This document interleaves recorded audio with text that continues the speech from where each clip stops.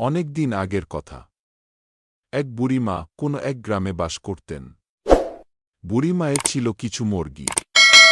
এক মুরগির ছিল কয়েকটি বাচ্চা।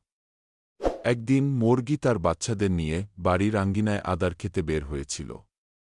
এমন সময় হঠাৎ করে কোথায় থেকে একটা চিল এসে হামলা শুরু করে দিল মোরগের বাচ্চাদের উপর। নিজের চেয়ে অনেক বড় আর অধিক শক্তিশালী জেনে ও মুরগি মা তার বাচ্চাদের জীবন বাঁচানোর জন্য চিলের উপর আক্রমণ শুরু করে দিল।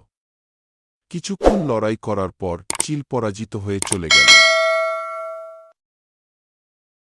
এই গল্প থেকে আমরা কি শিখলাম?